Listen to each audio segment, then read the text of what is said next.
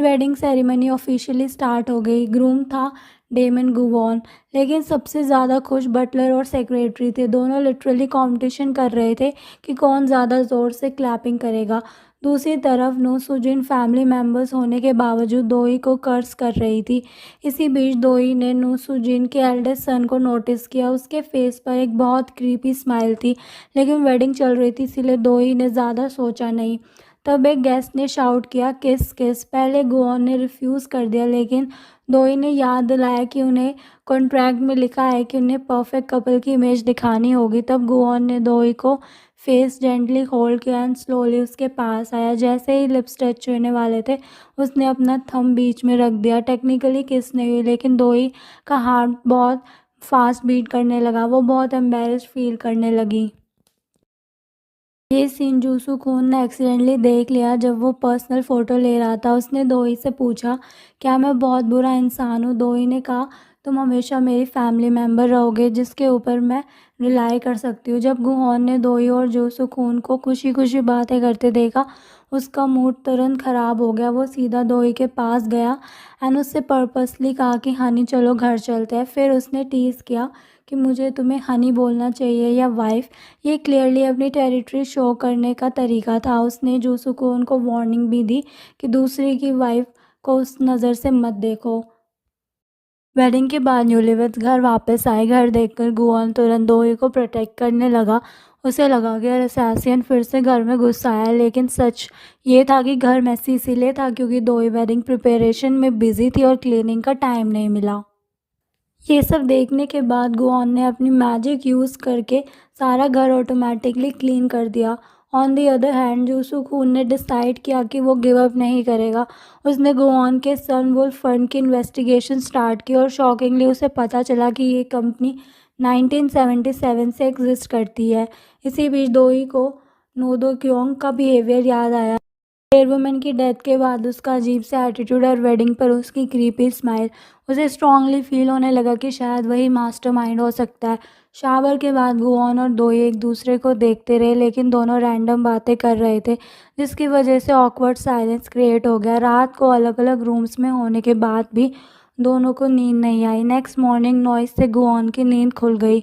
वो गुस्से में बाहर आया, रेडी था दोई को डांटने के लिए, लेकिन जैसे ही उसने दोई को क्यूट एक्सप्रेशन के साथ ब्रेकफास्ट करते देखा, उसका सारा गुस्सा इंस्टेंटली गायब हो गया। फिर भी ईगो के चक्कर में उसने डांट दिया, सुबह सुबह इतना शोर क्यों कर रही हो? दोई ने तुरंत जवाब दिया, क्या मैंने इतनी जल्दी भी प्रिटी लग रही हूँ?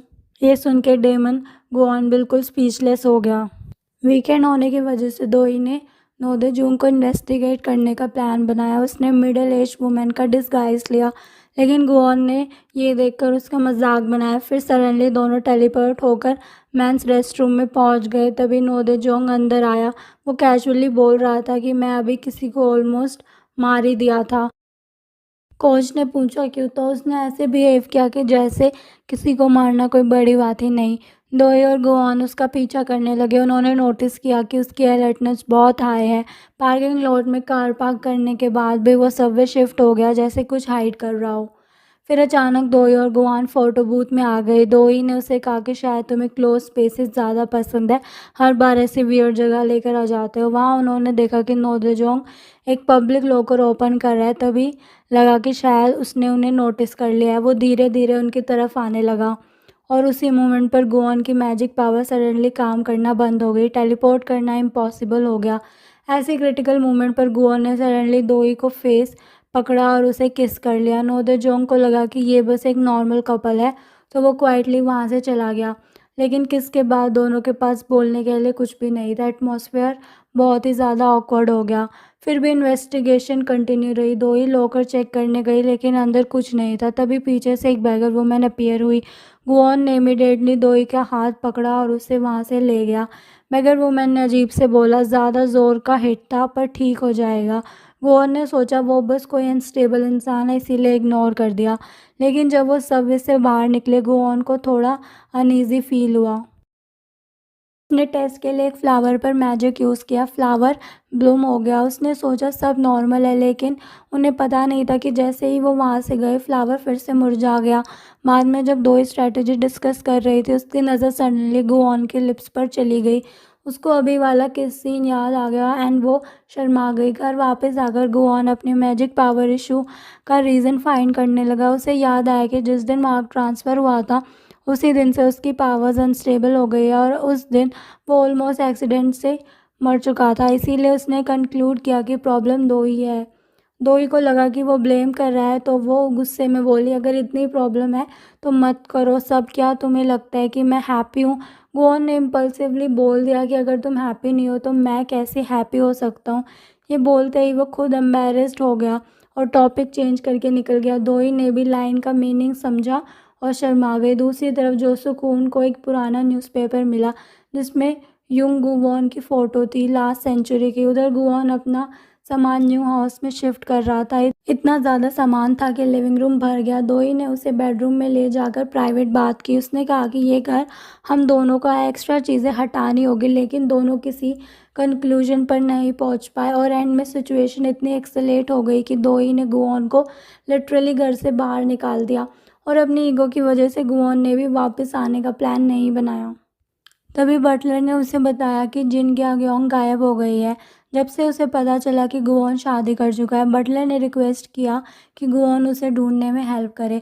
ऑन दी अदर हैंड जो सू खून ने दोई को कॉल किया और बोला कि उसे प्राइवेटली कुछ इंपॉर्टेंट बात करनी है। जब वो घर पहुंचा कोइंसिडेंटली गुवॉन अभी भी कार में था।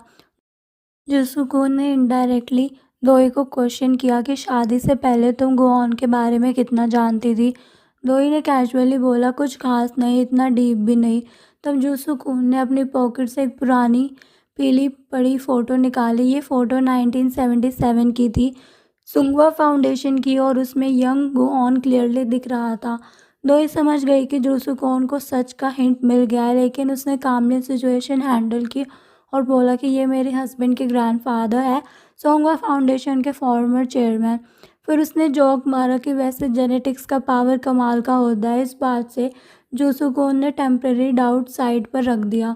जब जूसुकून वापस जा रहा था उसने देखा कि गोन कार में सिगरेट ढूंढ रहा है।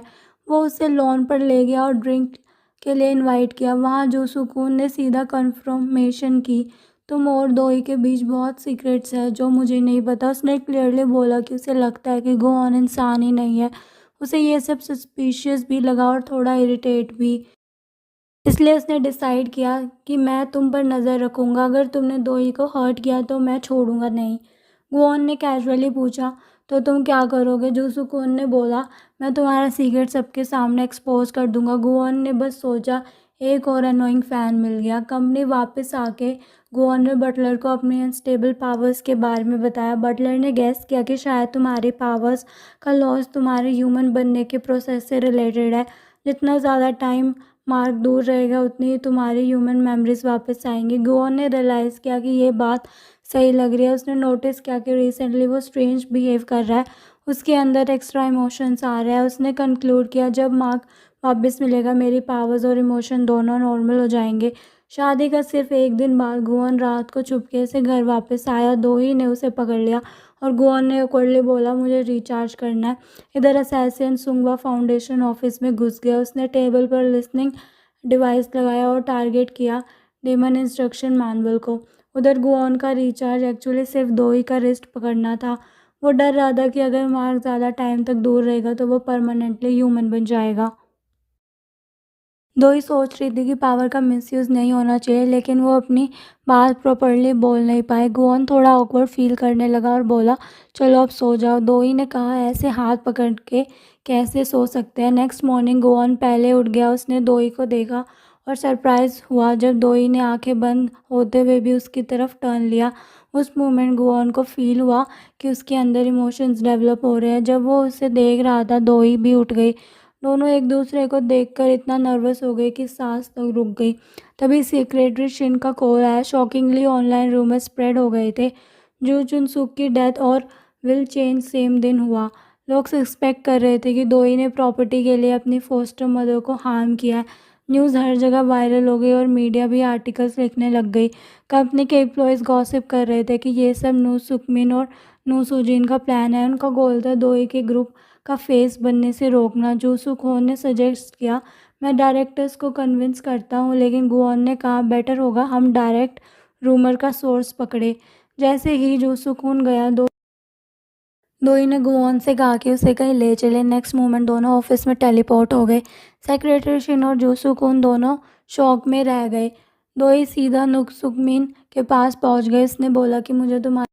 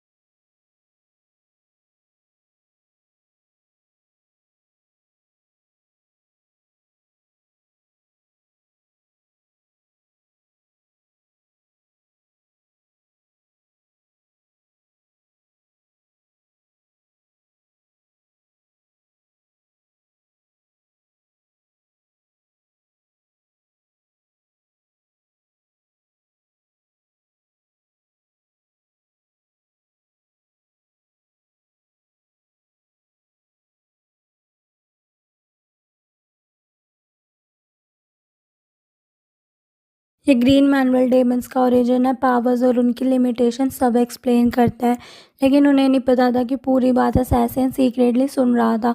उसने एक इम्पॉर्टेंट बात समझ ली। डेमन लिविंग लोगों को किल नहीं कर सकता, डेड को वापस जिंदा नहीं कर सकता और नेचुरल डिजास्टर को रोक नहीं सकता। अगर डेमन इन चीज़ों में इंटरफेयर करता है तो वो तुरंत एशेज में कन्वर्ट हो जाएगा। वो ने मैनुअल हर जगह ढूंढी, लेकिन उसे नहीं मिली। उसने डाउट किया कि जो सुकून ने ही चोरी की होगी, एज वो उस पर ऑलरेडी डाउट कर रहा था। फिर उसने दोई को घर छोड़ा एंड सुनवॉल फाउंडेशन इवेंट अटेंड करने लग गया। लेकिन तभी शॉक मिला। पुलिस ने दोई को जू सुकून के मर्डर सस्पेक्ट के रूप में अरेस्ट कर लिया। जैसे ही ये न्यूज़ गुआन तक पहुंची, वो तुरंत पुलिस स्टेशन की तरफ भागा। तभी असैसिन ने अचानक से अटैक कर दिया। उसने गुआन को चाकू से घायल कर दिया और उस पर पैर रखकर उसे ख़त्म ही करने वाला था, लेकिन उस मोमेंट पर गुआन ने उसका आधा फेस देख लिया। गुआन को तुरंत ऑपरेशन रूम ले जाया गया। उसकी कंडीशन बहुत क्रिटिकल थी, बहुत ज़्यादा blood loss, heart valve severely damage हो चुकी थी। डॉक्टर ने कहा कि उसका बचना मुश्किल है। उधर दोई को पुलिस स्टेशन में ये न्यूज़ मिली। उसने पुलिस कैप्टन से रिक्वेस्ट की कि प्लीज़ मुझे एक बार मेरे हस्बैंड से मिलने दो। कैप्टन को ऑलरेडी लग रहा था कि दोई इनोसेंट है और उसकी कंडीशन देखकर उसने रूल्स तोड़कर उसे हॉस्पिटल जाने दिया। हॉस्पिटल में दोई ढूंढते हुए रूम में घुसी, लेकिन उसे देखने से पहले ही जिन ग्योंग आ गई और उसे ब्लेम करने लगी। सब तुम्हारी वजह से हुआ है। बटलर ने सब आउटसाइडर्स को रूम से बाहर रोक दिया। दोई ने तुरंत गुआन के हाथ अपने रिस्ट पर रख दिया। ये सीन जो सुकून ने बाहर से देख लिया। काफ़ी देर तक कोई रिएक्शन नहीं आया। दो ही पैनिक हो गई। उसे लगा कि शायद वो लेट हो गई है या शायद गुआन सच में मर चुका है। वो रो पड़ी और बोली कि तुम हमेशा मुझे प्रोटेक्ट करते रहे और मैं तुम्हारे लिए कुछ भी नहीं कर पाई। तभी मार्क सडनली ग्लो करने लगा और गुआन ने आँख खोल कर बोला, तुम बहुत हैवी हो, थोड़ा साइड हो जाओ। दो ही शॉक हो गई। वो जिंदा था। गुआन ने मजाक में कहा था कि उसका रोना इतना फनी था कि उसने मरने का आइडिया ही कैंसिल कर दिया। लेकिन उसकी बॉडी सिर्फ आधी रिकवर हुई थी क्योंकि डेमन पावर्स अनस्टेबल है। दोई डॉक्टर को बुलाने जा रही थी, लेकिन गुआन ने उसे रोक लिया और टाइटली हग कर लिया। इस मोमेंट पर डेमन बिल्कुल एक नीडी बॉय जैसा बिहेव कर रहा था। मुझे रिचार्ज चाहिए। दोई समझ गई कि अभी गुआन को उसकी सबसे ज़्यादा नीड है और उसने क्वाइटली एक्सेप्ट कर लिया। ये सीन जिंगयांगोंग देख रही थी एंड वो उसे गुस्सा आ गया एंड वहाँ से चली गई। जो सुखोन ने भी ये सब देख लिया और धीरे धीरे उनके रिलेशनशिप को समझने लगा। उधर बैगर वुमेन ने चांद देखते हुए रियलाइज़ किया दोई ने गुआन को बचाया, लेकिन उसने अपनी लाइफ को रिस्क में डाल दिया। थोड़ी देर बाद दोई को वापस पुलिस स्टेशन जाना पड़ा। उस रात गुआन को नाइटमेयर आया। आग से घिरा हुआ, बॉडी जल रही, एंडलेस पेन। वो डर के उठ गया। Next day police investigation complete हुई। उन्हें कोई प्रूफ नहीं मिला, इसीलिए दोई को रिलीज कर दिया गया। हॉस्पिटल में गुहॉन फुल ड्रामा मोड में था। पानी चाहिए, नॉर्मल नहीं, आइस वाटर। स्ट्रॉ भी लगाओ, अब ब्रेकफास्ट चाहिए, अब बैक एच हो रही है। बेसिकली उसका हर काम ओवर ड्रामेटिक लग रहा था। दोई को रूम में आते हुए देख गुहॉन खुशी से बेड से उठ गया। उसका फेस पर जेन्युइन हैप्पीनेस क्लियरली दिख रही थी, लेकिन दोई ने तुरंत उसे वापस लौटा दिया। तुम अभी भी पेशेंट हो। गुहॉन बोला, मुझे घर जाना है, यहाँ नहीं रह सकता। दोई ने मना किया। तुम्हें ट्रीटमेंट चाहिए तो गुहॉन ने बोला, तुम्हारे साथ रहना ही मेरा ट्रीटमेंट है। ये सुन के दोई बिल्कुल फ्रीज हो गई। ऑन दी अदर हैंड जो सुकॉन को समझ आ गया कि गुओन और दोई का कनेक्शन उस टैटू से है और ना दो जोंग को मैसेज मिला, गुओन ने तुम्हारा फेस देख लिया है, वो रिवेंज लेने आएगा। रात को दोई और गुओन ने फिर रिचार्ज ट्राई किया, लेकिन इस बार मार्क ग्लो नहीं हुआ, ब्लिंक भी नहीं किया। दोई ने सजेस्ट किया कि कॉन्टैक्ट एरिया बढ़ा लेते हैं, शायद फास्ट रिचार्ज हो। Even Guwon agrees. अब दोनों इतने क्लोज हो गए थे कि एक दूसरे की हार्ट बीट तक सुन सकते थे। दोई ने ऑकवर्डली एक्सप्लेन किया कि मैं सिर्फ रिचार्ज के लिए ये कर रही हूँ। दोनों ऐसे ही सो गए। नेक्स्ट मॉर्निंग दोई को जिन ग्याग्योंग की बातें याद आई और उसने अपना हाथ पीछे खींच लिया। वो गुहोन की हेल्थ के लिए वरिड थे और उसे रेस्ट करने को कहने वाली थी, लेकिन गुहोन ने उसे हक कर लिया। बस 5 मिनट और रिचार्ज। बाद में दोनों कंपनी के लिए निकले। लेटर जब वो दोनों निकलते हैं, दोई ने खुद उसका हाथ अपनी रिस्ट पर रख दिया। गुओन ने टीज किया कि पब्लिक में मना किया था ना। दोई ने कामली बोला कि अभी घर में है। ये बात सुनते ही गुओन के सारे डाउट्स क्लियर हो गए, लेकिन दोई ने उसे बचाने के लिए जानबूझकर थोड़ा कोल्ड बिहेव किया। उसने सीधा बोल दिया कि अब तुम मुझे प्रोटेक्ट नहीं कर सकते, तुम्हारी पावर्स इतनी वीक हो चुकी है कि तुम खुद को भी नहीं बचा पा रहे। ऑफिस में सब लोग एक्साइटेड थे क्योंकि सनवर्ल्ड फंड का सीईओ आने वाला था। थोड़ी देर बाद एंट्री होती है, फॉर्मल सूट, कॉन्फिडेंट वॉक। लेकिन शॉक तब लगता है जब पता चला कि ये वही बंदा है जिसकी नेक पहले ट्विस्ट हो चुकी थी। अचानक से एक लाउड साउंड हुआ, किसी ने गन फायर की। गुआन इंस्टेंटली रिएक्ट करता है और दोई के शील्ड कर लेता है। पेट्रिशियन ने एक्चुअली सीईओ को हक कर रही थी। मॉर्निंग मीटिंग में अपडेट मिलता है, स्लैंडर केस सॉल्व हो चुका है। गुआन पे अटैक होने के बाद पब्लिक सिंपैथी शिफ्ट हो गई। जो लोग पहले क्रिटिसाइज कर रहे थे अब साइड चेंज कर चुके थे। सेक्रेटरी शिन कॉन्फिडेंटली बोलती है कि अब कोई भी दोई को चेयरमैन बनने से रोक नहीं सकता। मीटिंग के बाद सेलिब्रेशन मोड में आ जाती है। गुओन के लिए केक आता है। जब वो कैंडल्स ब्लो करने जाता है तो रिबन थोड़ा सा जल जाता है और उसी मोमेंट उसे अपने नाइटमेयर याद आ जाते हैं। एक arrogant demon for the first time fear को महसूस कर रहा था। बटलर उसकी कंडीशन नोटिस करता है एंड उसे साइड में लेकर जाता है। पूछता है कि क्या हुआ, इतना डर क्यों लग रहा है। गुआन डैनी करता है, लेकिन बटलर उसे थ्रेटन करता है कि सच नहीं बताया तो मैं दोई को सब बता दूंगा। फाइनली गुआन मान जाता है। वो बताता है कि कल रात उसने एक ड्रीम देखा था जिसमें वो जल रहा था एंड उसे रियल में बर्निंग भी फील हो रही थी। वो बिल्कुल रियल ही जैसा था। पहली बार उसने इंसान वाली फियर को फील किया। दूसरी तरफ जी ग्याग्योंग दोई के पास आती है। वो डायरेक्टली वार्न करती है कि तुम उस मार्क का यूज़ करके गुओन का फ़ायदा उठा रही हो और फिर ऑलमोस्ट रिक्वेस्ट करती है कि प्लीज़ उसे छोड़ दो, वो तुम्हारी वजह से ऑलमोस्ट मर चुका है। ये बात दोई के दिल पे सीधा हर्ट कर जाती है। मीनवाइल बटलर को एक क्लू मिलता है। बुक जिस दिन गई कैमरा 1 आवर मिसिंग था। अटैक वाले दिन भी सेम इशू, मतलब किसी ने सिस्टम हैक करके फुटेज मैनिपुलेट किया है और इसका मतलब असैसिन को गुओन की आइडेंटिटी पता चल चुकी है। जब गुओन ऑफिस वापस आता है, जी ग्याग्योंग उसे हक कर लेती है। दोई ये सब देखती है पर कुछ बोलती नहीं है। जी ग्याग्योंग सीधा बोलती है कि तुम्हारी पावर्स वीक हो रही है और रीज़न सिर्फ दो ही है। गुओन मना करता है। वो इंसिस्ट करने लगती है कि तुम ह्यूमन जैसे बिहेव करने लगे हो क्योंकि तुम उससे पसंद करते हो। उस रात दोई सो नहीं पाती। उसके दिमाग में बस गिल्ट, फाइट मेरी थी पर ऑलमोस्ट मरा गुआन। अगर वो फाइट छोड़ देती तो जो चुनसुक के लिए गलत होता। उसकी इमेजिनेशन में उसकी फोस्टर मदर आती है। वो कामली उसे बोलती है कि डेड लोगों को रिग्रेट नहीं होता, पर मुझे डर है कि तुम खुद हर्ट हो जाओगी। दोई टूट कर बोलती है, मैंने सब कुछ लूज़ किया और मुझे अभी तक किलर भी नहीं पता। फोस्टर मदर ने उसे समझाती है, अब तुम्हारी एक नई लाइफ है, तुम अपनी करंट फैमिली को इग्नोर नहीं कर सकती। जो डिसीजन तुम्हारे लिए बेस्ट हो वही मेरे लिए भी बेस्ट है। ये बात दोई के माइंड में सेटल हो जाती है। वो एक फाइनल डिसीजन ले लेती है। Next day board meeting.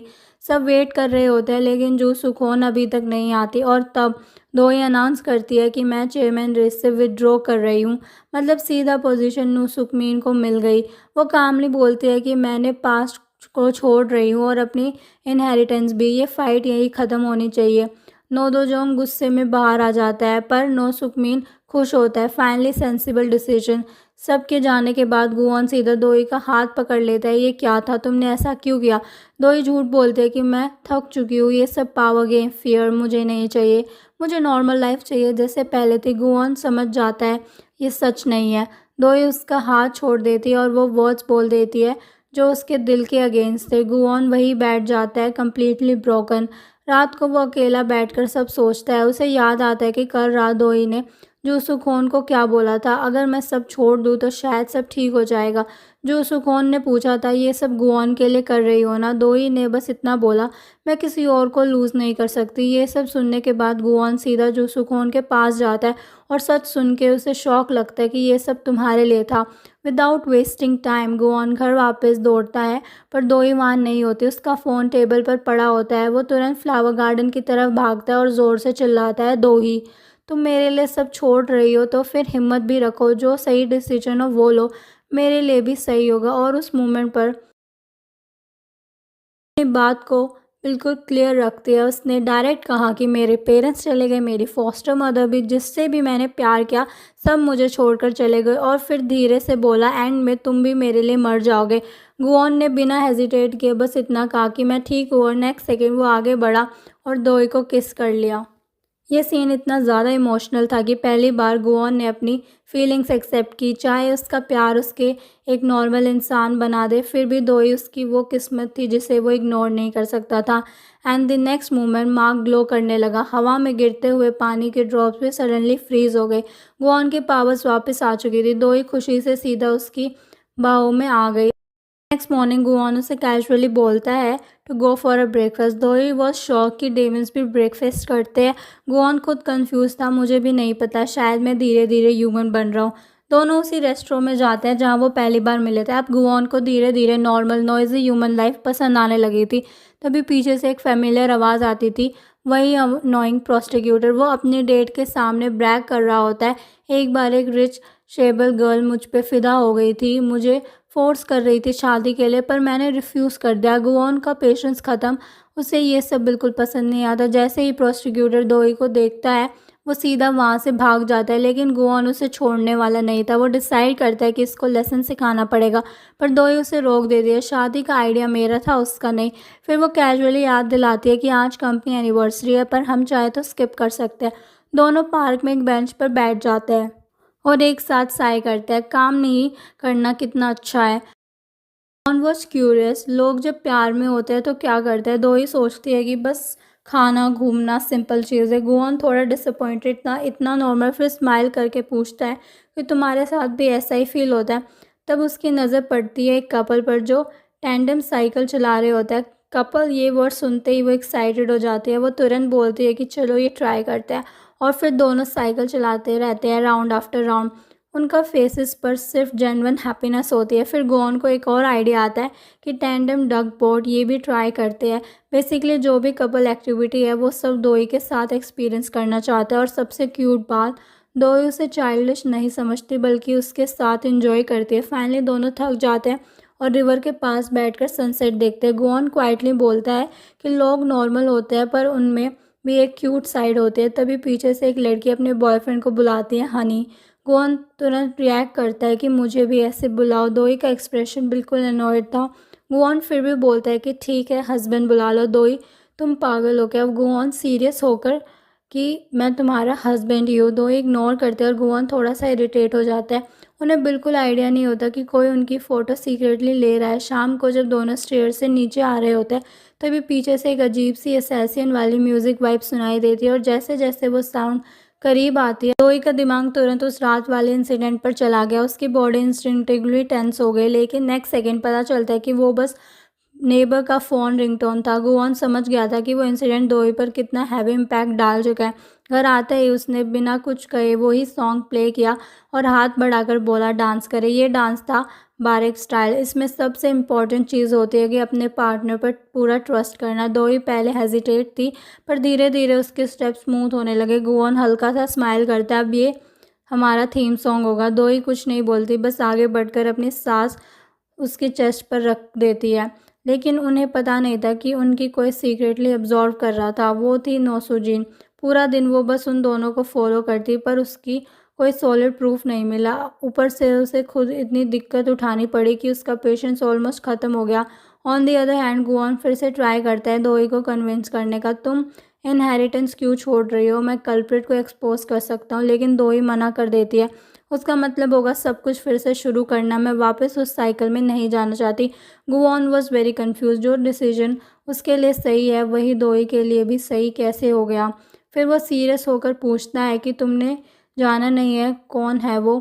अगर अब छोड़ दिया तुम पूरी ज़िंदगी भर डर के साथ जियोगी। दोई कुछ सेकंड के लिए चुप हो जाती है, सोचती है, फिर डिसाइड करती है कि बस एक बार उसका फेस देखना है। वो अपना रिस्ट आगे बढ़ाती है ताकि गुआन अपनी पावर यूज़ कर सके, लेकिन फिर से कुछ नहीं होता। उसकी पावर फिर से फेल हो जाती है और ये मोमेंट जो सुकून देख लेता है।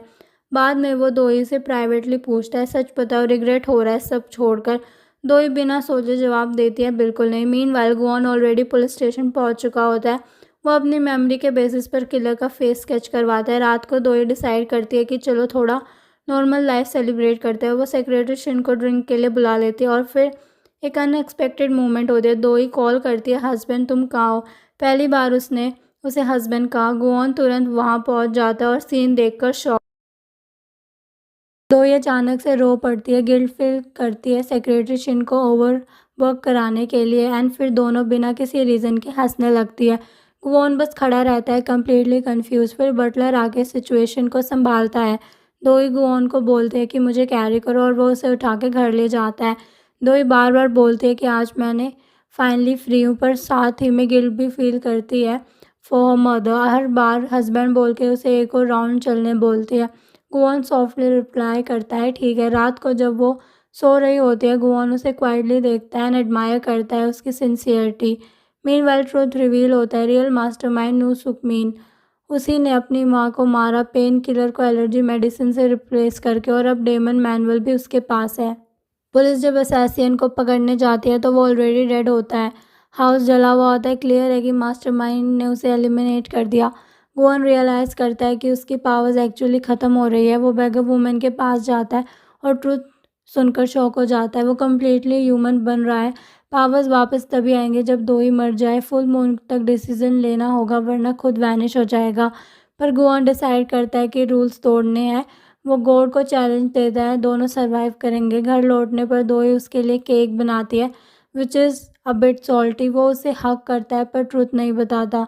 रात को रूफटॉप पे दोनों बैठे थे।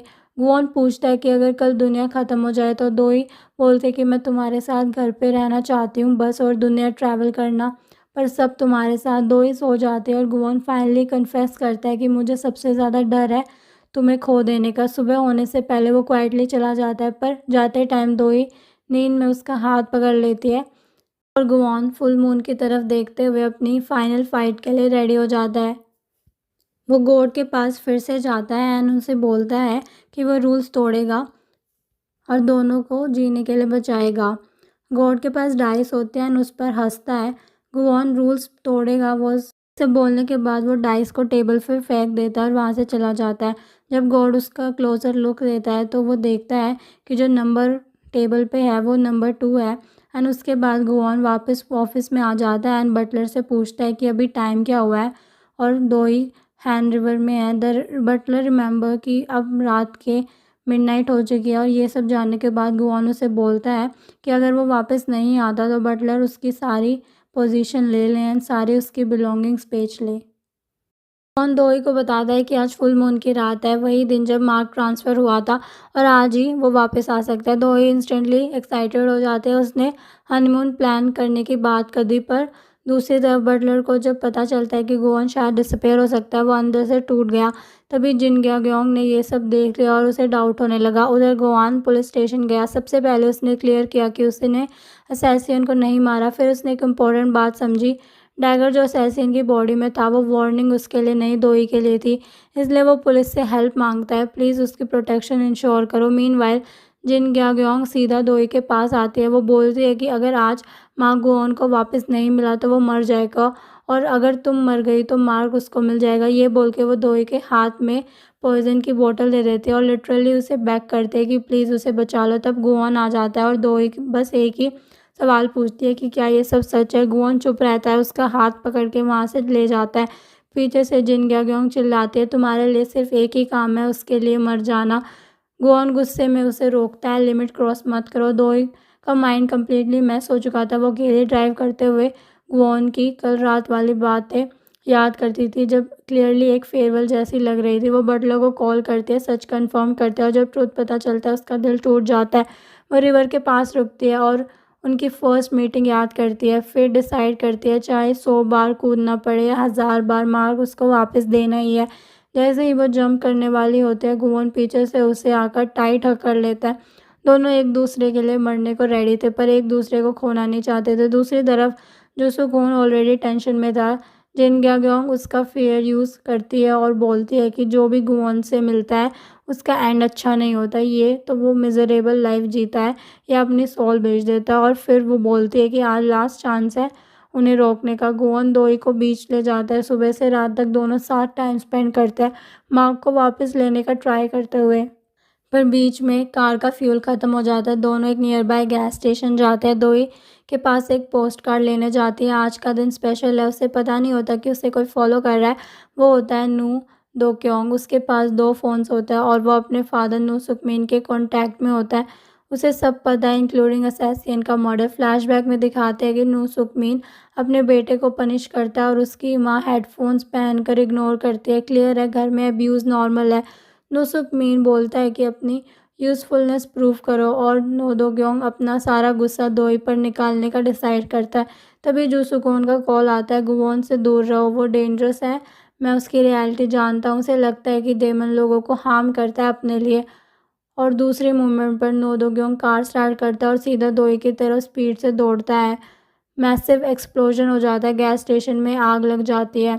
गोवन बिना सोचे समझे आग के अंदर घुस जाता है। फ्लेम्स बिल्कुल उसके नाइटमेयर जैसी लग रही होती है। तभी उससे एक पोस्ट कार्ड मिलता है जो नहीं जला था। उसमें दोई ने लिखा था, अगर मुश्किल चॉइसेस आए मैं तुम्हें चूज़ करूँगी। तुम्हें खोना सबसे ज़्यादा पेनफुल है। ये पढ़ते ही गोवन फुल एनर्जी से उठता है। वो दोई को कॉर्नर में मिलता है, जिंदा पर स्ट्रगल कर रही होती है। जैसे ही वो उसके पास पहुंचता है, रूफ गिर जाते हैं। सबको लगता है दोनों ख़त्म, बट नेक्स्ट मोमेंट में गुवोन दोई को गोद में उठाकर बाहर आता है। दोई बिल्कुल सेफ होते हैं और एक्चुअली पैनिक में गुवोन ने अपनी सारी पावर्स यूज़ कर दिया। एंड उस मोमेंट पे मार्क फाइनली उसकी रिस्ट पर आ जाता है। इस बार गुवोन ने गॉड को हरा दिया। अब जब डेमन फुल पावर में था वापस आता है तो ऑब्वियस है थोड़ा एटीट्यूड भी वापस आएगा। लाइफ एंजॉय करना प्लस ह्यूमन को लाइटली रोस्ट करना। पर एक चीज़ चेंज हो चुकी थी, उसे दोई का लॉस करने का डर है। उसे केयरफुली सोफे पर बैठाता है। तुम ठीक लग रही हो, पर आफ्टर इफेक्ट्स हो सकते हैं। उसकी वॉइस जेन्युइनली शेकी होती है। दोई सॉफ्टली करेक्ट करती है, हम दोनों एक दूसरे को लूज़ करने वाले थे। Next moment normal life mode on. दोई काम करने के लिए रेडी होती है। गुवोन परफेक्ट हस्बैंड मोड में है, आउटफिट चूज़ करना, चीज़ें देना। फिर स्नैप और दोनों ऑफिस पहुंच जाते हैं। ऑफिस में गुवोन फुल फैशन शो करता है। दोई उसके लिए आउटफिट चूज़ करती है और वो इंस्टेंटली चेंज कर लेता है। ऑन दी अदर हैंड न्यूसुक मिन को पता चलता है कि दोनों जिंदा है, पर वो शॉक नहीं होता बल्कि और इंटरेस्टेड हो जाता है। मीनवाइल गुवोन ने न्यू कॉन्ट्रैक्ट ढूंढता है। उसका एक ओल्ड मैन मिलता है जो बस इतना चाहता है कि उसकी वाइफ एक बार उसे पहचान ले।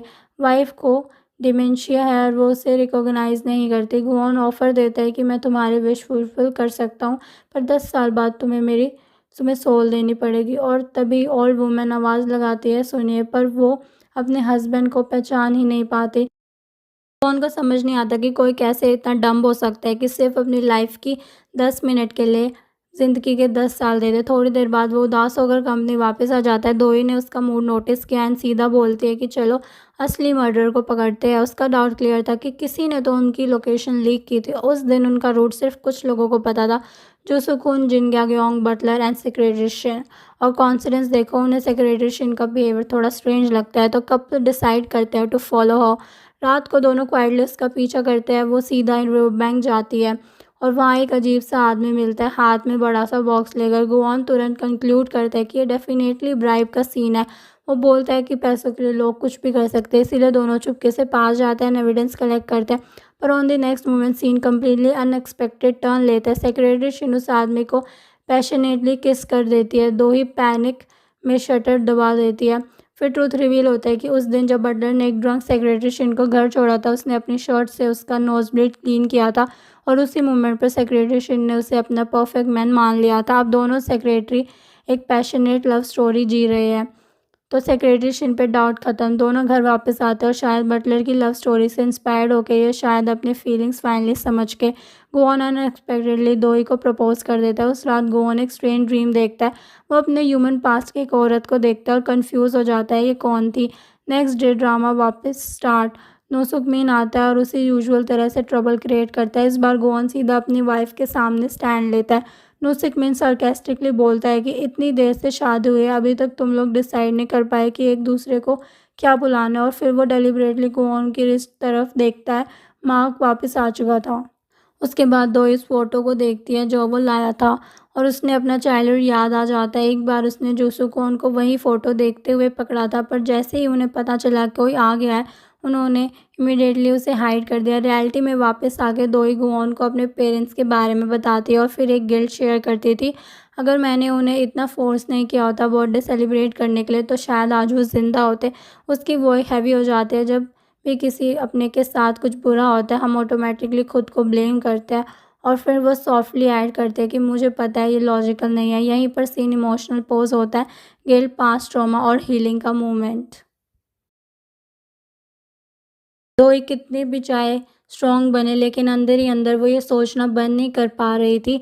अगर उसने अलग डिसीजन लिया होता तो क्या सब कुछ डिफरेंट होता। उस मोमेंट पे उसे बस एक चीज़ चाहिए थी, एक हक। गुआन बिना एक सेकंड वेस्ट के खड़ा होकर उसे हक कर लेता है। दोई धीरे से बोलती है कि मुझे तुम मेरी साइड में चाहिए, इसीलिए फ्यूचर में कभी ये मत बोलना कि तुम मुझे छोड़ के कहीं दूर चले जाओगे। गुआन ने जवाब दिया कि तुम्हारी विश एक्सेप्ट है। लेकिन ये पीसफुल मोमेंट ज़्यादा देर नहीं चला।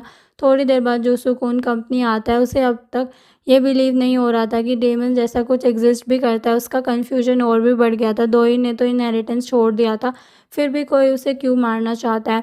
दोई कामली बोलती है कि इसका टारगेट पैसा या पोजीशन नहीं है, वो बस मुझे मारना चाहता है।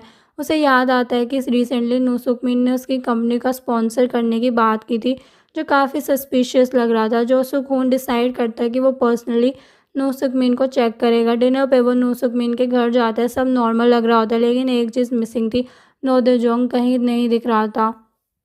जब वो पूछता है कि नूसुकमिन कैजुअली झूठ बोल देता है, बिजनेस ट्रिप पे है। थोड़ी देर बाद जब जो सुकून वॉशरूम जाता है तो गलती से एक स्टडी रूम का डोर ओपन कर देता है। अंदर उसे एक ब्लू कवर वाली बुक दिखाई देती है, डेमन गाइड बुक, वहीं जो गुआन खो चुका था। जैसे ही वो अंदर जाने वाला होता है, नूसुकमिन पीछे से आवाज़ देकर उसे रोक लेता है। जो सुकून तुरंत वहाँ से निकल जाता है और सीधे दोई को इन्फॉर्म करता है कुछ तो गड़बड़ है। लेकिन असली गेम तो पीछे चल रहा था। नूसुकमिन सब कंट्रोल कर रहा होता है। वो अपने बेटे नोदोजोंग को एक प्राइवेट हॉस्पिटल रूम में बंद करके रखता है। उसे सच में नहीं बताता कि दोई और गुआन जिंदा है। फिर वो अपने बेटे पे चिल्लाता है, अपनी वैल्यू प्रूव करो, जाओ और सब कुछ कन्फेस करो। जो चुनसुक का मर्डर हो या दोई पे अटैक, सबको ब्लेम ले लो। उसके लिए ये सिर्फ एक डील थी। अगर बेटा सेक्रीफाइस करेगा तभी उसे अपना बेटा मानेगा। शॉकिंगली नोदोजोंग सच में पुलिस स्टेशन जाकर कन्फेस करने चला जाता है। उस टाइम दोई और गुआन मैजिक से डिफरेंटली उसके सामने अपीयर हो जाते हैं। दोई बस एक सवाल पूछती है, जू जुनसून को किसने मारा। नोदोजोंग डर के मारे टूट जाता है, बोलता है मैं सिर्फ ऑर्डर्स फॉलो कर रहा था। पर जैसे ही उसे मास्टरमाइंड के बारे में पूछा जाता है, वो पैनिक करके ऑलमोस्ट पागल हो जाता है। कोई आंसर नहीं मिलता। उस रात गुआन को फिर वही अजीब सा सपना आता है। इस बार वो क्लियरली एक लड़की का फेस देखता है और जैसे ही वो उस पर नाइफ से अटैक करता है, वो शॉक होकर उठ जाता है। उसका माइंड में एक डाउट आता है, क्या 200 साल पहले वाले दोई को मैंने खुद ही ख़त्म कर दिया था। फ्लैशबैक स्टार्ट होता है। तब गुआन एक ह्यूमन था, सीओ यूसून एक रिच रिस्पेक्टेड यंग मास्टर, और वो लड़की थी वॉल्सम, एक फ्री स्पिरिटेड स्वॉर्ड डांसर जो किसी के कंट्रोल में रहना पसंद नहीं करती थी। दोनों की मुलाकात होती है और धीरे धीरे वो मिलने लगते हैं। सीओ यूसून पढ़ाई का बहाना बनाता है, पर सबको पता होता है कि वो सिर्फ वॉल्सियम से मिलने आता है। टाइम के साथ दोनों क्लोज हो जाते हैं और यीसियोन उसे सच में प्यार करने लगता है। एक रात दोनों साथ होते हैं। यीसियोन पूछता है कि तुम यहाँ क्यों आई। वोल्सियम सीधा बोल देती है कि मैं नोबिलिटी के लिए डांस नहीं करना चाहती थी। अगर अपनी मर्जी से जी नहीं सकती तो जीना नहीं है। यूसियोन समझ जाता है कि उसके पास में कुछ ऐसा हुआ है जो उसे तोड़ गया। उस मोमेंट पे एक फायरफ्लाई आती है। यूसियोन उसे जेंटली पकड़ता है और दोनों के बीच ले आता है। एटमॉस्फेयर सॉफ्ट हो जाता है and finally confesses I love you. वॉल्सियोन कंफ्यूज हो जाती है, वो समझ नहीं आता क्या बोले। यीसियोन तुरंत बोलता है तुम हम शादी कर लेते हैं। वॉल्सियोन हल्का सा हंसती है, लव सबसे फुलेस्ट इमोशन है और मेरी स्टेटस के हिसाब से मैं सिर्फ एक कॉन्क्यूबाइन बन सकती हूँ। यीसियोन कहता है कि तो हम भाग चलते हैं, लेकिन वो जवाब में कहती है कि हम कहीं भी चले जाए, इस दुनिया से नहीं बच सकती। फिर उसने सच बताया कि जो उसने कभी किसी को नहीं बताया था। उसने अपनी आंखों के सामने अपने सबसे क्लोज फ्रेंड को मरते हुए देखा था।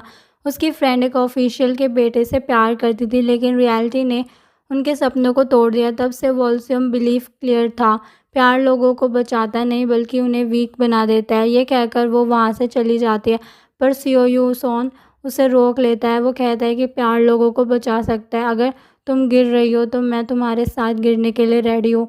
सच तो ये था कि वॉल्सियम भी उससे प्यार करती थी, लेकिन उनके बीच का स्टेटस डिफरेंट था, इसलिए वो कभी आगे बढ़ने की हिम्मत नहीं कर पाई। कुछ टाइम बाद सियो यूसून एक किताब लाता है वेस्टर्न आइडियाज़ की, जिसमें लिखा होता है कि सब लोग इक्वल होते हैं, कोई लो हाई नहीं होता। ये पढ़कर वॉल्सियम का दिल थोड़ा शांत मिलता है, लेकिन सिर्फ होप से काम नहीं चलता। इसलिए यूसियोन डिसाइड करता है कि वो एग्ज़ाम देगा, सक्सेसफुल बनेगा, ताकि वो ऑफिशियली वॉल्सियम से शादी कर सके।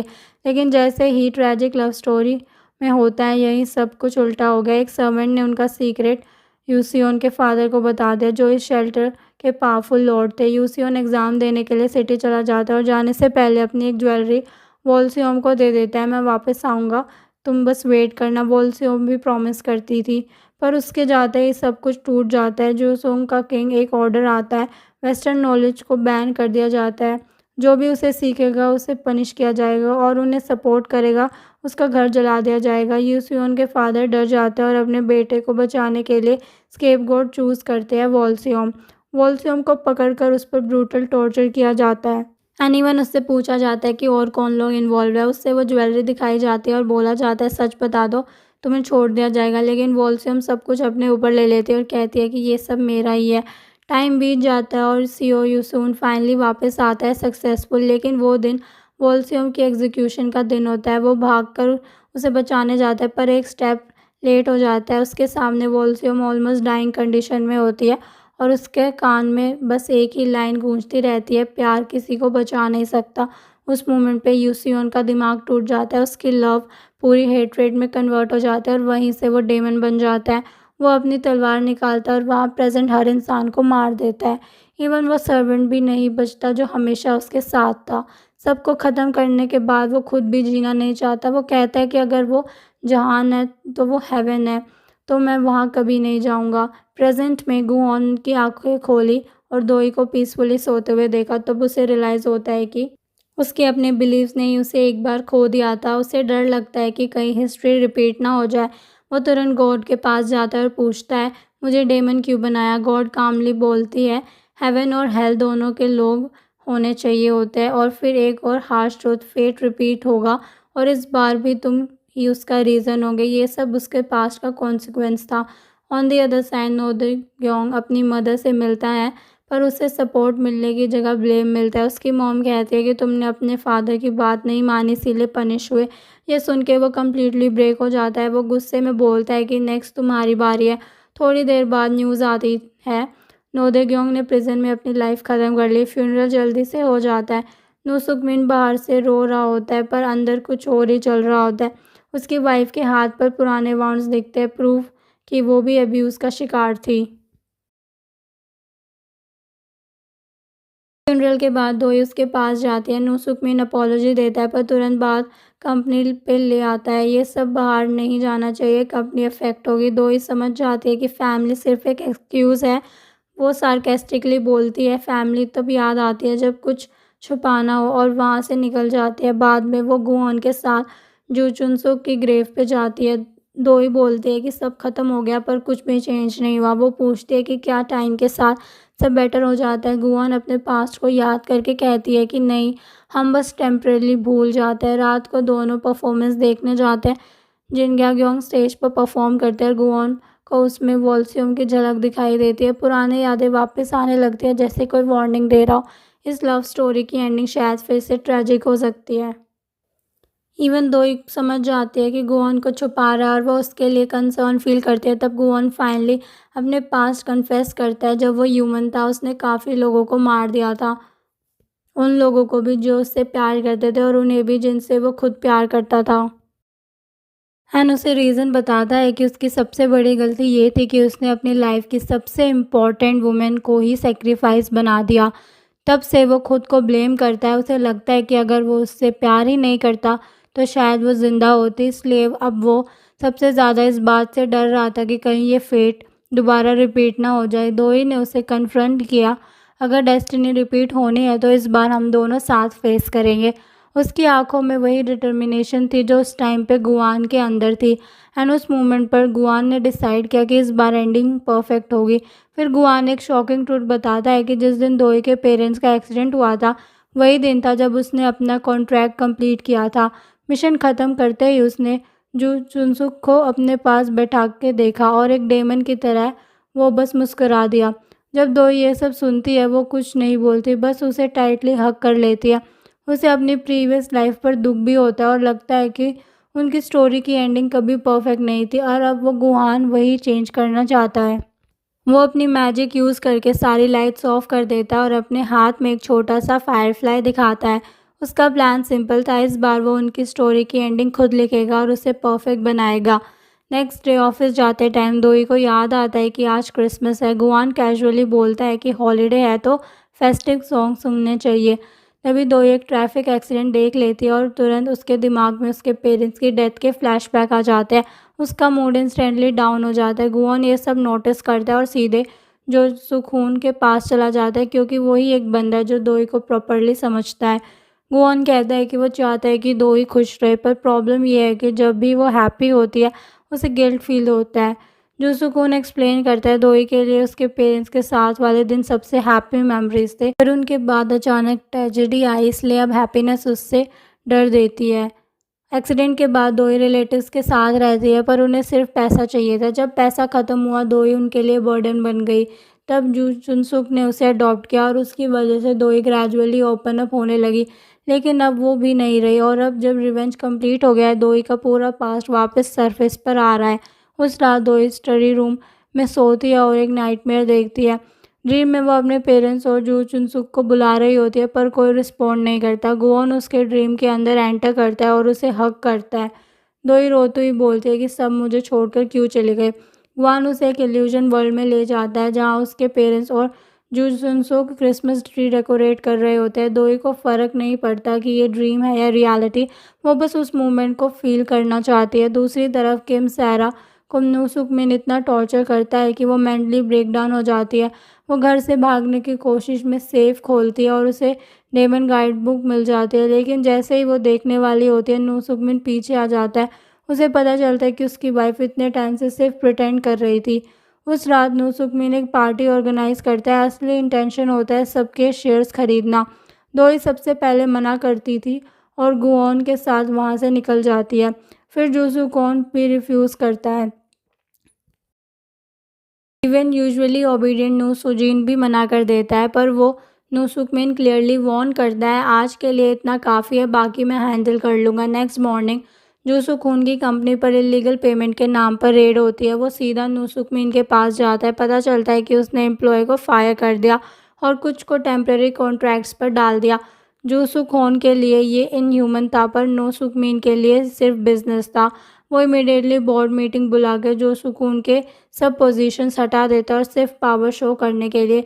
ये सुनते ही दोई गुस्से में उसके ऑफिस पहुंचती है और उसे कन्फ्रंट करती है कि वो पावर का मिसयूज़ कर रहा है और जू चुनसुक के प्रिंसिपल्स के अगेंस्ट जा रहा है। पर नोसुकमिन कोल्डली बोलता है कि मेरी मदर का एरा ख़त्म हो चुका है। तब दोई को याद आता है कि वो फ़ोन जो उन्होंने असैसिन से रिलेटेड फाइंड किया था और उसमें जो नाम था एक ऐसा इंसान था जो अपनी डिज़ायर्स के लिए सब कुछ डिस्ट्रॉय कर सकता है। मतलब क्लियर था जू चुनसुक का रियल किलर नोसुकमिन था। लेकिन वो उल्टा दोई को ब्लेम करता है और कहता है कि सब कुछ उसकी वजह से हुआ है। दोई शॉक में पूछती है तुम अपनी ही मदर को कैसे मार सकते हो, और नूसुकमिन का जवाब बहुत डार्क था, वो औरत डेमन थी और मैं ऐसा उसकी वजह से बना। फिर वो और शॉकिंग बात बोलता है कि दोई के पेरेंट्स की डेथ के लिए भी वो इनडायरेक्टली उसी को रिस्पॉन्सिबल ठहराता है। वाइल गुऑन किम सारा से मिलने जाता है और ग्रीन बुक के बारे में पूछता है। वो झूठ बोल देती है कि उसे इस बारे में कुछ नहीं पता। गुऑन कामली उसे कहता है कि अगर उसे वो चीज़ मिल जाए जो वो चाहता है तो उसे कांटेक्ट करे, शायद वो उसे इस हेल जैसी लाइफ से बचाने का रास्ता दे सकता है, और ये कहकर वो वहाँ से चला जाता है। ऑन द अदर हैंड नूसुकमिन एक टेप रिकॉर्डर निकालता है। वो भी एक्सीडेंट वाले दिन वहीं पर प्रेजेंट था। नूसुकमिन बताता है कि उस दिन जब एक्सीडेंट हुआ था दोई के पेरेंट्स और जू चुनसुक के बीच काफ़ी बड़ा आर्गुमेंट हुआ था, और सिर्फ इतना ही नहीं उसने सीक्रेटली उनकी कन्वर्सेशन रिकॉर्ड भी की थी। गुस्से में जू सुकॉन ने उनकी कार का पीछा करती है और उसे चेस करती है। एंड में एक्सीडेंट हो जाता है। उसके बाद कंपनी इतनी फास्ट ग्रो करती है कि कोरिया की नंबर 1 बन जाती है। नू सुक मिन कहता है कि तुम्हारे पेरेंट्स इसी ग्रोथ का सेक्रीफाइस थे। दो ये बात मानने को रेडी नहीं होती, पर नू सुक मिन और ज़्यादा एग्रेसिव हो जाता है और अचानक उसका गला पकड़ लेता है। तभी किम सारा वहाँ पहुँचती है और गुवान को सब सच बता देती है। जू चुन सुक और नेदोयोंग दोनों को नू सुक मिन ने ही मारा है और दोई को मारने की कोशिश भी उसी ने ही की थी। जैसे ही नू सुक मिन दोई को मारने वाला होता है, गुवान एंटर करता है और उसे ज़ोर से डोर फेंक देता है। फिर एक हाथ से उसका गला पकड़ लेता है और हवा में उठा लेता है। गार्ड्स आवाज़ सुनकर अंदर आता है, पर तब तक तीनों वहाँ से गायब हो चुके होते हैं। गुवान ने उन्हें टेलीपोर्ट करके एक बहुत ऊंची बिल्डिंग पर ले जाता है, 100 मीटर्स ऊंची। पर नू सुक मिन बिल्कुल नहीं डरता। उसे पता होता है कि अगर डेमन किसी को डायरेक्टली मार दे तो वो खुद एशेस बन जाएंगे। इसीलिए गुवान एक्चुअली टाइम पास कर रहा होता है, क्योंकि इस टाइम किम सारा पुलिस स्टेशन जाकर अपने हस्बैंड के सारे क्राइम कन्फेस कर रही होती है। जैसे ही नू सुक मिन को ये पता चलता है, वो डर जाता है। वो तुरंत गुआन से कांटेक्ट करने की भीख मांगता है। मैं सब कुछ दे दूंगा, बस मेरे क्राइम्स पब्लिक मत होने दो। मैं दोई के पास भी कभी नहीं आऊँगा। पर गुआन सीधा मना कर देता है। मेरी वाइफ का नाम लेने की हिम्मत कैसे हुई तुम्हारी? जब उसे समझ आ जाता है कि अब बचने का कोई चांस नहीं है, तो नू सुक मिन अचानक गुआन का हाथ हटा के नीचे कूद जाता है। ऐसा लगता है कि जैसे सारी नफरत वहीं ख़त्म हो गई। बाद में मीडिया सच एक्सपोज कर देती है कि नू सुक मिन ने अपनी ही मदर को मारा, लेकिन उसकी बॉडी कभी नहीं मिलती। इवन गुआन की पावर्स भी उसे लोकेट नहीं कर पाती। मतलब ऑफिशियली वो डेड माना जाता है, पर दोई के माइंड में उसकी बातें घूमती रहती है। नेक्स्ट डे किम सारा डेमन की गाइड बुक वापस गुआन को कर देती है। गुआन उसे पूछता है कि क्या जू चुन सुक ने सच में दोई के पेरेंट्स को हार्म किया था। किम सारा कहती है कि मुझे नहीं पता, पर अगर नू सुक मिन ने बोला तो शायद सच ही होगा। दोई मीनवाइल इंटरनेट पर नू सुक मिन के केस के बारे में सर्च करती है और उसे एक और पोस्ट मिलता है जहाँ पर उसकी मदर ने किसी से माफ़ी मांग रही होती है, हाथ में केन के साथ। वो तुरंत सेक्रेटरी शिन को कॉल करती है। सेक्रेटरी बताती है कि उसकी मदर ने केन यूज़ करना तब स्टार्ट किया था जब दोई के पेरेंट्स का फ्यूनरल हुआ था। रीज़न किसी को नहीं पता। दोई और गुवान फिर भी उसकी मदर के ऑफिस जाते हैं क्लूज ढूंढने के लिए। तभी दोई को एक प्रेयर बुक मिलती है जिसमें ट्रुथ के पहुंचने की हिंट होती है। दोनों चर्च जाते हैं जहाँ प्रीस्ट ऑलरेडी उनका वेट कर रहा होता है। प्रीस्ट बताता है कि उसकी मदर ने उससे कहा था कि अगर वो मरने से पहले सच नहीं बता पाए तो दोई को सब सच बता दिया जाए। ट्रुथ ये था कि दोई के पेरेंट्स ने डिस्कवर कर लिया था कि उसकी मदर ने कंपनी की डाटा फॉल्सिफाई किए थे, जिसके एक एम्प्लॉय की डेथ हुई थी। वो इन्वेस्टमेंट अट्रैक्ट करने के लिए ये सब कर रही थी। इसी बात पर उनका आर्ग्यूमेंट हुआ था। उसके बाद दोई के पेरेंट्स जल्दी में वहाँ से निकल गए। उसकी मदर गुस्से में उनका पीछा कर रही थी। रात के 11 बज रहे थे। दोई की मॉम कहती है कि टाइम ख़त्म हो रहा है। उसके फादर स्पीड बढ़ाते हैं, मुझे अपनी बेटी से मिलना है। तभी कार का टायर बर्स्ट हो जाता है और उनका एक्सीडेंट हो जाता है। जब फादर होश में आता है, उनकी वाइफ मर चुकी होती है और सामने खड़ा होता है गुआन। फादर उससे रिक्वेस्ट करते हैं कि अपनी वाइफ को बचाने के लिए, पर गुआन कहता है कि कॉन्ट्रैक्ट 10 साल पहले साइन हो चुका था और अब एक्सपायर हो गया। मतलब दोई के फादर ने पहले डेमन से डील की थी, इसीलिए वो जान रिस्क में डाल कर घर भाग रहे थे। अपना काम ख़त्म करने के बाद गुआन जू चुन सुक के पास जाती है और उसकी आंखों में डिज़ायर देखकर उसे डील ऑफर करता है। ये सब सच जानने के बाद दोई कम्प्लीटली ब्रेक हो जाती है। वो गुआन से दूर रहने लगती है, बाथरूम में खुद को लॉक करके रोती रहती है। गुआन बाहर खड़ा रहता है और उसे समझ नहीं आता कि क्या करे। जब दोई बाहर आती है तब वो एक्सीडेंटली गुआन को एक और कॉन्ट्रैक्ट साइन करते हुए देख लेती है। इस बार वो प्रीस्ट के साथ डील कर रहा होता है। प्रीस्ट बिल्कुल नहीं डरता, बल्कि गुआन को वार्न करता है, दोई से दूर रहो, तुम्हें देखकर उसे हमेशा उस डेमन की याद आएगी। तभी सडनली गॉड अपीयर होती है और कहती है कि इट्स नॉर्मल, लोग पुराने चेहरों को पहचान नहीं पाते और याद रखना, बैड लक फ्यूचर से रिपीट नहीं होती, वो तो पास से शुरू होती है। गुआन घर आता है तो उसे पता चलता है कि दोई घर पर नहीं। इसी टाइम दोई ऑलरेडी अपनी फोस्टर मदर की ग्रेव के सामने खड़ी होती है। वो धीरे से पूछती है कि अगर आपने मुझे सच बता दिया होता तो क्या मैं गुआन से प्यार नहीं करती। ये बात गुआन पीछे से खड़ा हुआ सुन लेता है। वो बिना कुछ बोले वहाँ से मुड़ जाता है, बिना गुड बाय बोले। लेकिन दोई ने अपनी बात कंप्लीट नहीं की थी। वह एक्चुअली ये कहना चाहती थी कि शायद गुआन ने उसके फादर को बचाने की कोशिश की थी और वो सच जानना चाहती थी। दोई फिर बटलर से मिलने जाती है क्योंकि वो गुआन के बारे में उससे बात करना चाहती थी, पर बटलर बिजी होता है तो वो दोई को ऑफिस में वेट करने के लिए बोल देता है। दोई सीधा उस रूम में चले जाती है जहाँ बहुत सारी क्लॉथ्स लगी होती है। उसे वो रात याद आती है जब गुआन साथ थे। वो हैप्पी मोमेंट सडनली फ्लैश होने लगती है। तभी अचानक से एक औरत वहाँ घुस आती है। वो चिल्लाकर बोलती है कि उसे डेमन से मिलना है। गुवान तुरंत उसके सामने अपीयर हो जाता है। उस औरत को पर्पस सिंपल था, वो कॉन्ट्रैक्ट तोड़ना चाहती थी। उसने बोला था कि अब उसे पैसा या सक्सेस कुछ नहीं चाहिए, उसे सिर्फ लाइफ में वापस चाहिए। वो गुआन से मर्सी मांगती है, हटाकी कहती है कि अपनी सारी विशेस भी वापस ले लेगी। लेकिन गुआन का एक्सप्रेशन सडनली चेंज हो जाता है, उसकी आंखें रेड हो जाती है और वो उस औरत को बस स्टेयर करता रहता है। धीरे धीरे उस औरत को सांस लेने में प्रॉब्लम होने लगती है। वो घुटने लगती है और ज़मीन पर गिर जाते हैं। कुछ ही देर में वो मूव करना बंद कर देती है। ये सब देखकर दोई कम्प्लीटली शॉक हो जाती है। उसे रियलाइज़ होता है कि गुआन कितना डेंजरस हो सकता है। तभी सीक्रेट रूम की वॉल पर लगे एक क्लॉक सडनली डिसअपियर हो जाती है। तब दोई को सच समझ आता है कि हर क्लॉक एक इंसान को रिप्रेजेंट करते हैं जिसे डेमन से कॉन्ट्रैक्ट साइन किया था, और इसका मतलब ये था कि उसके फादर की क्लॉक भी यहीं लगी हुई होगी। दूसरी तरफ बटलर अपना काम ख़त्म करके ऑफिस की तरफ आता है और रास्ते में गुआन से मिलता है। वो सरप्राइज होकर पूछता है कि क्या तुमने दोई को देखा। तब गुआन ने पता चलता है कि दोई अभी यहीं थी और वो तुरंत उसे ढूंढने भागता है। जब दोई उसे देखती है और ऑटोमेटिकली एक स्टेप पीछे हो जाती है। गुआन को समझ आ जाता है कि दोई उससे डर रही थी, इसीलिए वो उसके पास आने की कोशिश भी नहीं करता। उस रात गुआन खुद दोई के पास जाता है और सॉफ्टली बोलता है कि चलो वॉक पे चलते हैं। दोई थोड़ी स्केर्ड होती है बट फिर भी एग्री कर लेती है। दोनों थोड़ी देर साथ वॉक करते हैं, सब कुछ साइलेंट होता है।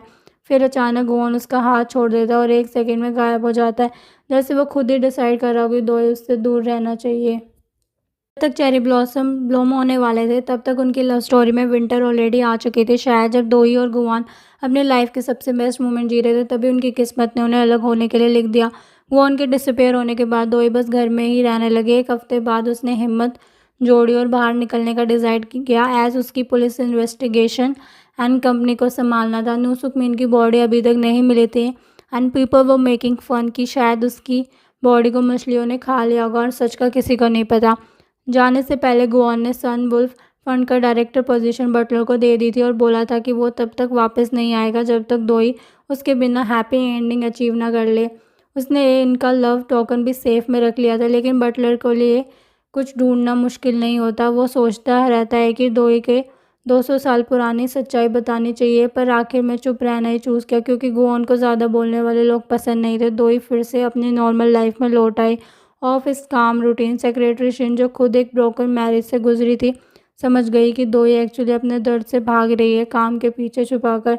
उस दिन आफ्टरनून में जूसू खून उसके लिए लंच कर ले आया। उसने पूछा क्या गुआन सच में चला गया। दोई ने कामली जवाब दिया, कॉन्ट्रैक्ट ख़त्म हो गया, बस शुरू से ही क्लियर था। जैसे ही किलर पकड़ा जाएगा और मार्क वापस गुआन के पास आएगा उनके बीच सब खत्म हो जाएगा।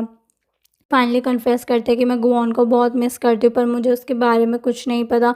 बटलर उसे हिंट देता है कि जब तुम किसी को इतना याद करती हो तो उसका असर होता है। घर जाकर दोई वो नेकलेस पहनती है और उस रात वो 200 साल पहले की दुनिया में पहुंच जाती है। ड्रीम में वो अपनी पास्ट लाइफ देखती है, अपनी बेइज्जती, अपना दर्द, और डिसाइड करती है कि जाने से पहले एक लास्ट डांस करेगी। वहीं पर उसकी मुलाकात यंग मास्टर से होती है, पर यह खुशी ज़्यादा देर नहीं टिकती। वो उसे पकड़ ले जाता है एग्जीक्यूशन के लिए। उसकी लास्ट विश होती है कि सिर्फ एक बार उससे मिलना ताकि वो खुद कह सके मुझे भूल जाओ। दोई शौक में उठती है, तब उसे सच समझ आता है कि वही थी जिसे 200 साल पहले गुआन से प्यार करता था। वो तुरंत उस जगह जाने के लिए निकलती है जहाँ गुआन हो सकता है, लेकिन जैसे ही वो कार में बैठती है उसे पैसेंजर सीट पर एक हंटिंग राइफल दिखाई देती है। तभी पीछे से नूसुक मीन आता है और उसे सिडेट कर देता है। जब दोई होश में आती है उसके हाथ पैर बंधे हुए होते हैं। नूसुक मीन का फेस आधा जल चुका होता है। उसने खुद अपने आप को डिफॉर्म किया था सिर्फ डेमन की पावर से बचने के लिए। अब उसका एक ही गोल है, दोई और गुआन दोनों को डिस्ट्रॉय करना। वो दोई के बाल पकड़कर कहता है कि उस डेमन को बुलाओ। दोई कहती है कि वो नहीं आएगा, वो मुझे छोड़ चुका है, लेकिन नूसुक मीन नहीं मानता और बिना हेजिटेट किए वो दोई के नाइफ से स्टैब कर देता है। सुकमीन पागलपन में चीखने लगता है, गुआन बाहर आ। वो बार बार चिल्लाता रहता है पर कुछ नहीं होता। उसका गुस्सा फिर दोई पर आ जाता है। वो डिसाइड करता है कि पहले वो उसे ख़त्म करेगा, लेकिन जैसे ही वो अटैक करने वाला होता है गुआन अचानक से सामने आ जाता है। उसकी आंखों में सिर्फ गुस्सा होता है।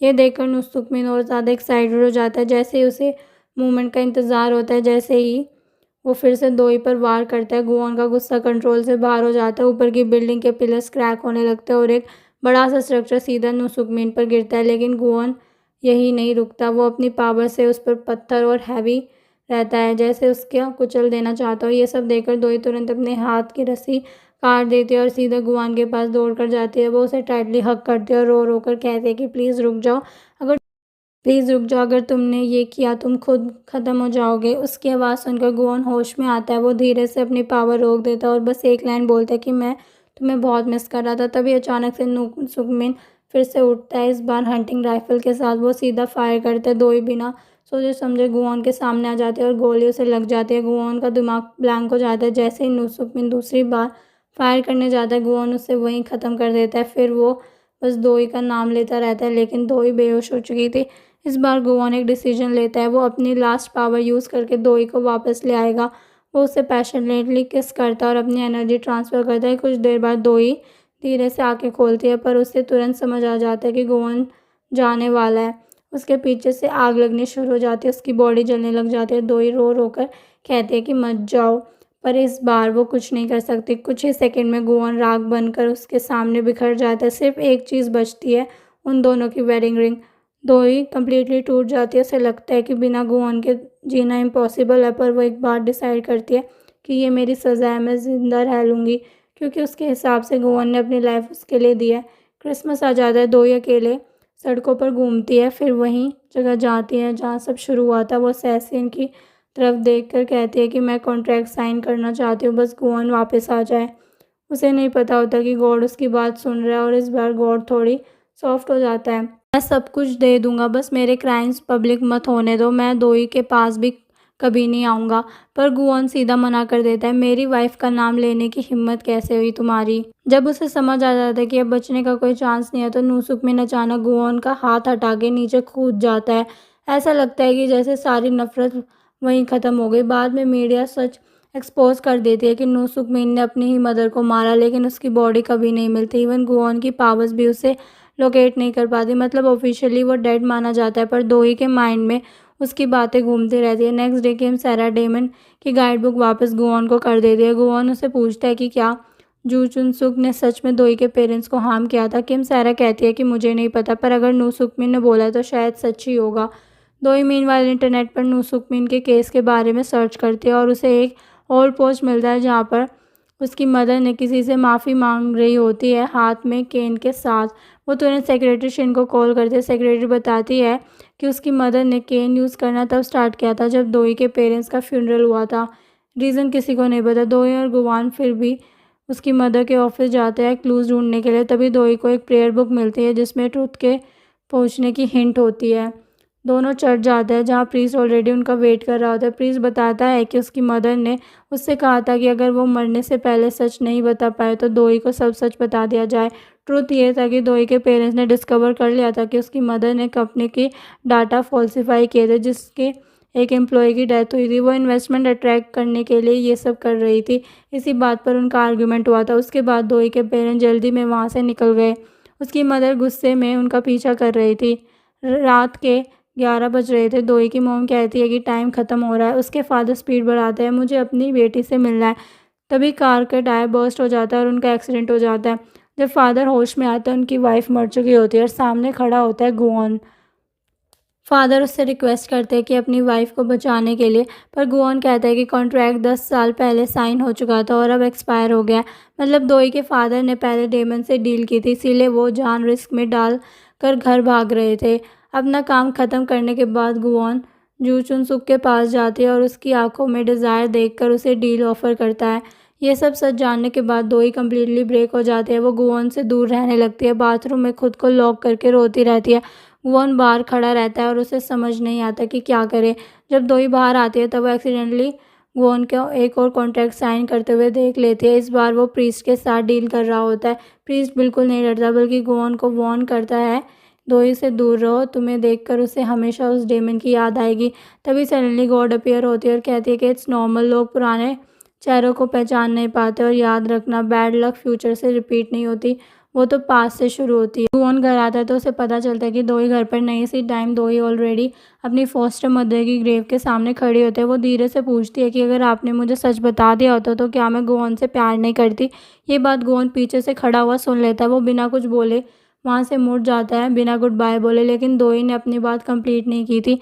वह एक्चुअली ये कहना चाहती थी कि शायद गुवोन ने उसके फादर को बचाने की कोशिश की थी और वो सच जानना चाहती थी। दोई फिर बटलर से मिलने जाती है क्योंकि वो गुवोन के बारे में उससे बात करना चाहती थी, पर बटलर बिजी होता है तो वो दोई को ऑफिस में वेट करने के लिए बोल देता है। दोई सीधा उस रूम में चली जाती है जहाँ बहुत सारी क्लॉथ्स लगी होती है। उसे वो रात याद आती है जब गुवोन साथ थे। वो हैप्पी मोमेंट सडनली फ्लैश होने लगती है। तभी अचानक से एक औरत वहाँ घुस आती है। वो चिल्लाकर बोलती है कि उसे डेमन से मिलना है। गुवोन तुरंत उसके सामने अपीयर हो जाता है। उस औरत को पर्पस सिंपल था, वो कॉन्ट्रैक्ट तोड़ना चाहती थी। उसने बोला था कि अब उसे पैसा या सक्सेस कुछ नहीं चाहिए, उसे सिर्फ लाइफ में वापस चाहिए। वो गुआन से मर्सी मांगती है, हटा के कहती है कि अपनी सारी विशेस भी वापस ले लेगी। लेकिन गुआन का एक्सप्रेशन सडनली चेंज हो जाता है, उसकी आंखें रेड हो जाती है और वो उस औरत को बस स्टेयर करता रहता है। धीरे धीरे उस औरत को सांस लेने में प्रॉब्लम होने लगती है। वो घुटने लगती है और ज़मीन पर गिर जाते हैं। कुछ ही देर में वो मूव करना बंद कर देती है। ये सब देखकर दोई कम्प्लीटली शॉक हो जाती है। उसे रियलाइज़ होता है कि गुआन कितना डेंजरस हो सकता है। तभी सिगरेट रूम की वॉल पर लगे एक क्लॉक सडनली डिसअपियर हो जाती है। तब दोई को सच समझ आता है कि हर क्लॉक एक इंसान को रिप्रेजेंट करते हैं जिसे डेमन से कॉन्ट्रैक्ट साइन किया था, और इसका मतलब ये था कि उसके फादर की क्लॉक भी यहीं लगी हुई होगी। दूसरी तरफ बटलर अपना काम ख़त्म करके ऑफिस की तरफ आता है और रास्ते में गुआन से मिलता है। वो सरप्राइज होकर पूछता है कि क्या तुमने दोई को देखा। तब गुआन ने पता चलता है कि दोई अभी यहीं थी और वो तुरंत उसे ढूंढने भागता है। जब दोई उसे देखती है और ऑटोमेटिकली एक स्टेप पीछे हो जाती है। गुआन को समझ आ जाता है कि दोई उससे डर रही थी, इसीलिए वो उसके पास आने की कोशिश भी नहीं करता। उस रात गुआन खुद दोई के पास जाता है और सॉफ्टली बोलता है कि चलो वॉक पे चलते हैं। दोई थोड़ी स्केर्ड होती है बट फिर भी एग्री कर लेती है। दोनों थोड़ी देर साथ वॉक करते हैं, सब कुछ साइलेंट होता है। फिर अचानक गुआन उसका हाथ छोड़ देता है और एक सेकंड में गायब हो जाता है, जैसे वो खुद ही डिसाइड कर रहा हो कि दोई उससे दूर रहना चाहिए। अचानक तेज हवा चलती है, समुद्र का पानी हिलने लगता है और जो पानी की बूंदें दोई की तरफ आ रही होती है वो मिड एयर फ्रीज हो जाती है। दोई धीरे से आंखें खोलती है और सामने वही सीन होता है जहाँ वो पहली बार गुआन से मिली थी। वो धीरे से मुड़ती है और गुआन वापस आ चुका होता है। दोई बिना सोचे सीधा उसके पास दौड़ती है और उसे हग कर लेती है। उसे लगता है कि शायद ये सपना है, पर गुआन कहता है कि ये सपना नहीं है, मैं सच में ही आऊँ। दोई उसे रिंग वापस देती है और गुआन मुस्कुराकर वो फेमिलियर लाइन बोलता है, रिचार्ज। बाद में गुआन गॉड के पास जाता है थैंक्स बोलने। ये गॉड कहते कि ये मैंने नहीं किया, ये दोई की विश थी। गुआन पूछता है कि उसने क्या दिया बदले में। गॉड बस कहती है कि प्राइस ऑलरेडी पे हो चुका है। तब गुआन को याद आता है कि शायद उसकी सिंसियरिटी ने ही गॉड को चेंज कर दिया था। फिर दोई को सच पता चलता है कि उसके फादर ने भी डेमन से कॉन्ट्रैक्ट किया था। एक रेनी नाइट में जब एक्सीडेंट हुआ था, उसे अपनी वाइफ और अनबॉर्न डॉटर को बचाने के लिए अपनी लाइफ की डील की थी। दो इमोशनल हो जाते हैं। उसे समझ आता है कि उसके पेरेंट्स ने हर मोमेंट उसे खुश रखने की कोशिश की। टाइम स्किप हो जाता है। 4 मंथ्स लेटर सब नॉर्मल हो चुका है। जो सुकून चेयरमैन बन चुका है और ऑनेस्टली वो उस पोजीशन के लायक भी होता है। और गुआन वो एक नया काम करता है, कॉन्ट्रैक्ट्स तोड़ना। जो लोग सच में बेचारे होते हैं वहाँ वो उन्हें फ्री कर देता है, पर अगर कोई बुरा इंसान हो तो वो उसके लिए कोई मर्सी नहीं है। और दोई और गुआन इस बार उन्होंने अपनी स्टोरी की एंडिंग खुद लिखी थी।